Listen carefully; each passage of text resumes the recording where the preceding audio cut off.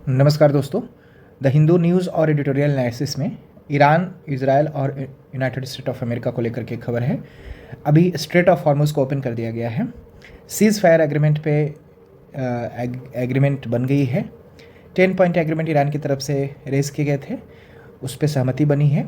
और फिलहाल एक बहुत बड़ा अपडेट ये है कि लेबनन को भी सीज़ फायर एग्रीमेंट में शामिल कर दिया गया है, जिसमें पहले इजराइल ने विरोध जताया था।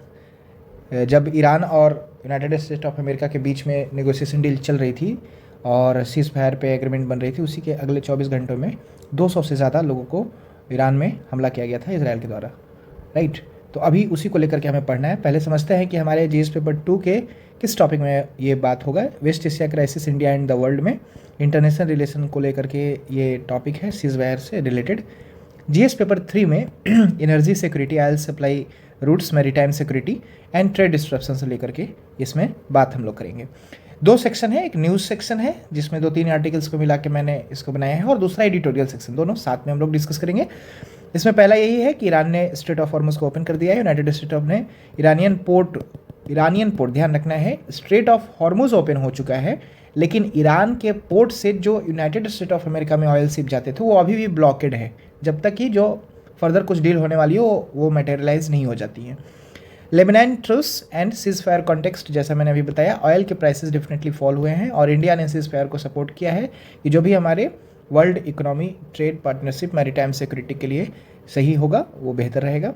फ्रांस और ब्रिटेन ने अनाउंस किया है कि मल्टीनेशनल मिशन करेंगे, जिससे हम लोग अपने जो मैरीटाइम सिक्योरिटी है, ट्रेड पार्टनरशिप है, खासतौर पे स्ट्रेट ऑफ हॉर्मुज़ को लेकर के उसमें हम लोग काम करेंगे।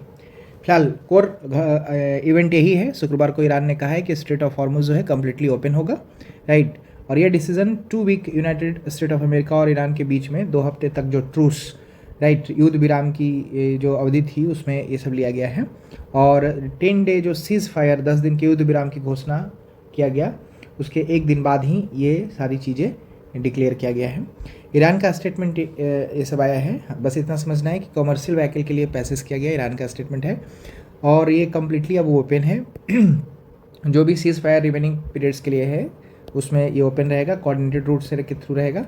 और ईरान के बंदरगाह और समुद्री संकट ने भी पहले ये बातें कही थी। ठीक है, अब स्ट्रेट ऑफ हॉर्मुज़ की में बहुत पहले भी बहुत बार हम लोगों ने डिस्कस किया है, बस समझना है 20% कितना, 20% of world crude oil supply इस स्ट्रेट ऑफ हॉर्मुज़ से जल डमरू के थ्रू, जल संधि के थ्रू जाता है। आप यहाँ समझना है 20%, ये नंबर याद रखना है, मेंस में कोट होगा, कहीं स्टेटमेंट में, प्रीलिम्स में भी दे सकता है। 20% of world crude oil supply goes through this straight of Hormuz. World की बात हो रही है, इंडिया से कंफ्यूज नहीं करना है, इंडिया का कॉन्टेक्स्ट में बात करेंगे तो कुछ और है। ठीक है, ये जल डमरू मध्य पर्सियन गल्फ और गल्फ ऑफ ओमान और अरबियन के थ्रू, अरबियन सी के थ्रू कनेक्ट करता है। ग्लोबल एनर्जी एक्सपोर्ट्स भी बड़े हिस्से में यहाँ से क्रॉस करते हैं, खासकर कतर से। ठीक है, तो मैरीटाइम डिसरप्शन की वजह से ग्लोबल सप्लाई चेन में भी, एनर्जी सिक्योरिटी में भी ये बहुत बड़ा बाधा था, ये हमारे एग्जाम के लिए ज़रूरी है।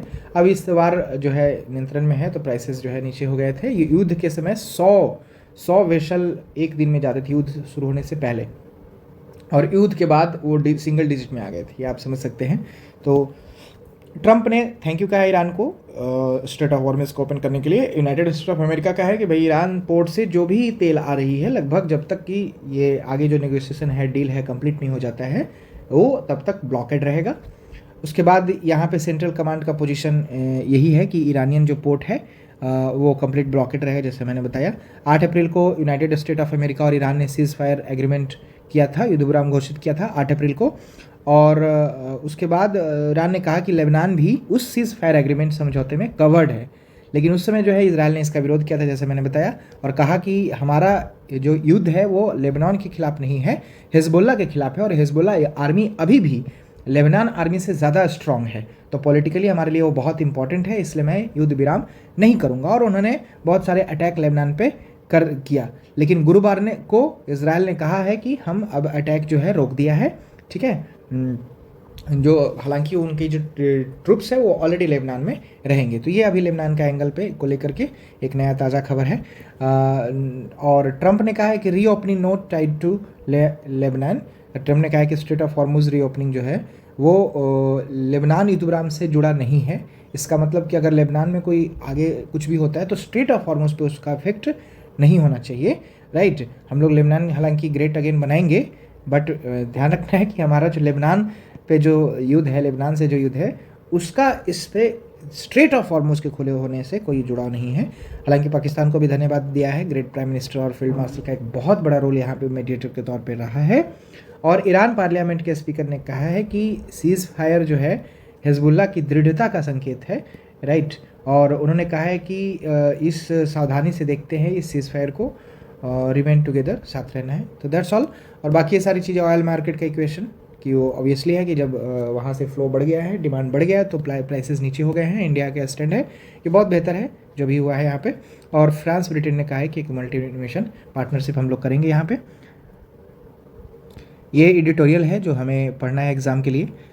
तो एक वो न्यूज़ सेक्शन था और एडिटोरियल में फिर वही बात किया गया है, हिजबुल्लाह को और लेबनान के एंगल थोड़ा सा कवर्ड है। जैसे मैंने बताया जीएस पेपर 2 और जीएस पेपर 3 के टॉपिक्स में डिस्कस किया जाएगा। ये आपको मैप ध्यान रखना है कि ये दैट इज़ पर्सियन गल्फ और this is Gulf of Oman and Arabian Sea, इसका सॉरी कनेक्शन है। Iran, Pakistan, United State of America, West Asia, Israel, ceasefire का लेकर के टॉपिक है। 10 दिन का सीज फायर है, युद्ध विराम है। सीज फायर का मतलब होता है युद्ध विराम इसराइल और लेबनान के बीच में, ठीक है। डोनाल्ड ट्रंप के द्वारा थर्सडे को इसका डिक्लेरेशन किया गया। हालांकि ये जो 2 हफ्ता का जो युद्ध विराम है वो बहुत नाजुक है और ये यूनाइटेड स्टेट ऑफ अमेरिका के बीच में भी है। ऑब्जेक्टिव है कि हम लोग जो फ्रेजाइल स्थिति है, पीस है, नाजुक शांति है, उसको मजबूत किया जाए और ब्रॉडर डिप्लोमेसी करके इस पर काम किया जाए, ठीक है। तो ये इस तरह का हमें ध्यान रखना है। 8 अप्रैल को सीज फायर हुआ था, जो वार था United State of America, Israel और ईरान के बीच का, उसमें सीज फायर हुआ था। और आज 10 दिन बाद लेबनान और इसराइल के बीच में भी सीज फायर हुआ है 10 डेज़ के लिए, ठीक है। एक ग्रेटर डिप्लोमेट, ये ब्रॉड डिप्लोमेटिक यहाँ पे आपको सीन देखने को मिला है। लेबनान वार जो है एक स्टिकिंग पॉइंट था। युद्ध शुरू हुआ था 2 मार्च को। 28 फरवरी को जब युद्ध शुरू हुआ Israel, United State of America और ईरान के बीच में, तो इसमें 2 दिन बाद वहाँ पे लेबनान पे भी अटैक हुआ था, इसराइल ने किया था, ठीक है। थर्ड डे आप कह सकते हैं, नॉट 2 डेज, ठीक है। लेबनान कन्फ्लिक्ट जो है यूनाइटेड स्टेट ऑफ अमेरिका और ईरान के टॉक को ब्लॉक भी बीच में किया था, जैसे मैंने पहले बताया। तो डिप्लोमेटिक मीडिएशन हुआ, ईरान का डिमांड हुआ, राइट। तो 8 अप्रैल को सीज फायर हुआ। पाकिस्तान ने उस पूरे ट्रूस की मध्यस्थता किया था, सीज फायर की मध्यस्थता किया था और एग्रीमेंट जो है रिपोर्टेडली कवर किया गया लेबनान को भी, ठीक है। तो 10 पॉइंट जो है सबमिट किया गया ईरान के द्वारा और कोर डिमांड था कि हर फ्रंट पे जो है युद्ध विराम हो, ट्रूस हो, सीज फायर हो। हालांकि जैसा मैंने बताया कि इसराइल ने जो लेबनान सीज फायर है उसको रिजेक्ट किया था और रिजेक्ट करके उसने 24 घंटे के अंदर 200 लोगों को मारा, राइट। उसने अटैक किया और ये कहीं ना कहीं बताता है कि जो ईरान का जो कंडीशन था कि लेबनान में सीज फायर होगा, उसका कहीं ना कहीं इसराइल रिजेक्ट किया था, ठीक है। इस्लामाबाद के टॉक में मोहम्मद बागैर गलीबाग जो है इस्लामाबाद गए, वहाँ पे डायरेक्ट टॉक हुआ यूनाइटेड स्टेट ऑफ के delegation vice president JD Vance के बीच में। प्री कंडीशन यही था कि लेबनान सीज फायर को भी डिप्लोमेसी के प्री कंडीशन में रखा जाए, तभी बातचीत होगी। और टॉक फेल्ड हुआ क्योंकि कोई ब्रेक थ्रू नहीं हुआ।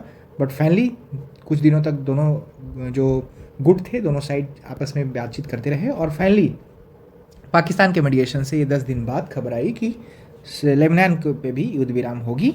और ये जो सबसे बड़ा मुद्दा है, जो एडिटोरियल कहता है कि जो वार है लेबनान में वो लेबनीज आर्मी से नहीं है, ये हिजबुल्लाह से है। और हिजबुल्लाह अभी भी वहाँ बहुत ताकतवर है, लेकिन हिजबुल्लाह को इस टॉक का, वार्ता का, इस बातचीत का हिस्सा नहीं रखा गया है, ठीक है।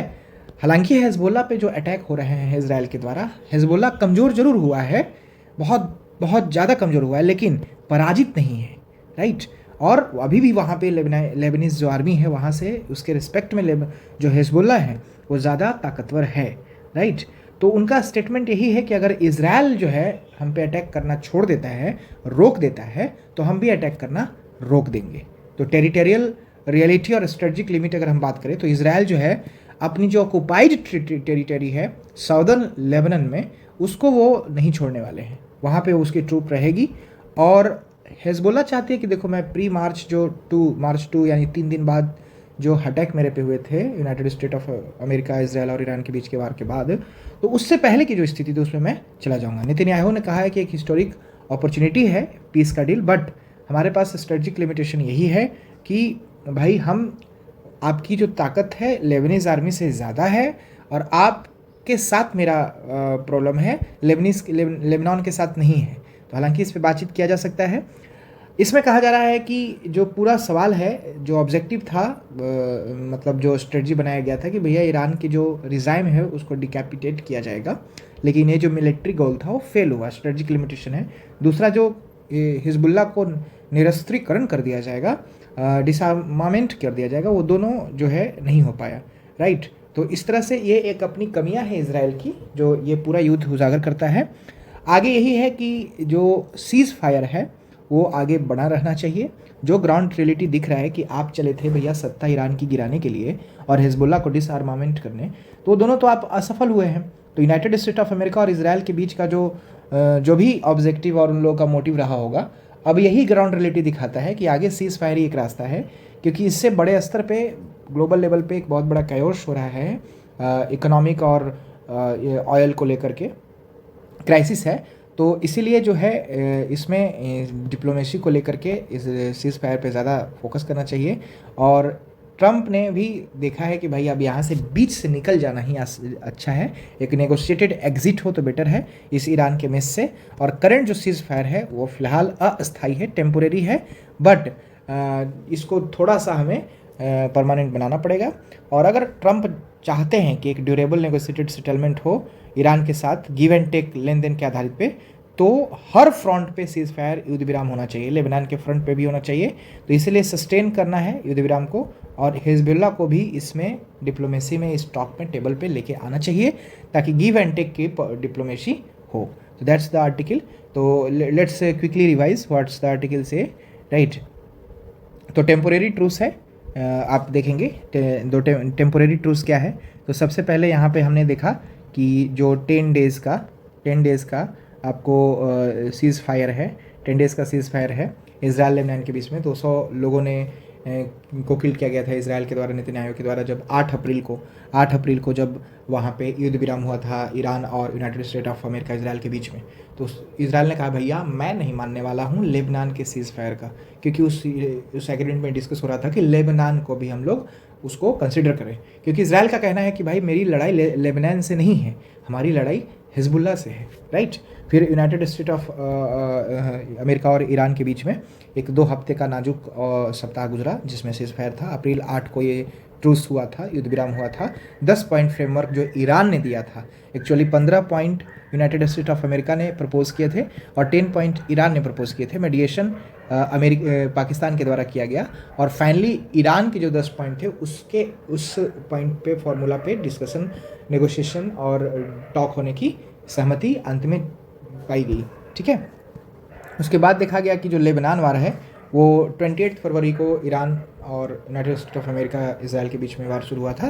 3 दिन बाद मार्च 2 को लेबनान पे इजराइल ने अटैक किया था, और इजराइल इस संधि को, इस युद्ध विराम की संधि को 8 अप्रैल को जो हुआ था उसमें उसने रिजेक्ट किया, और 24 घंटे में बहुत सारे हमले किए। फिर हालांकि 8-10 दिन बाद अभी जो कंडीशन है उसमें लेबनान को भी सीज़ फायर के एग्रीमेंट में डाला गया है। पाकिस्तान ने मीडिएटेड किया, ठीक है, और फाइनली लेबनान को भी इसमें कवर किया गया।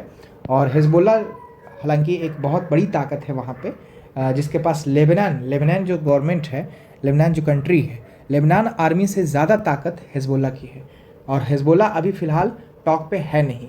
तो ये एक वीकेंड है, कमज़ोर है, लेकिन अभी भी जीवित है और ताकतवर है, ठीक है। तो साउदर्न लेबनान में इजराइल के फोर्सेस और ट्रूप्स डिप्लॉय हैं, और कोई विथड्रॉल की वहाँ पे रजामंदी नहीं है। फिलहाल ये टॉक है, और यहाँ पे यही है कि जब हम आगे चीज़ों को कंटिन्यू करना चाहते हैं डिप्लोमेटिक तरीके से, तो सीज़ फायर को हर फ्रंट पे करना चाहिए। That's from my side. Thank you.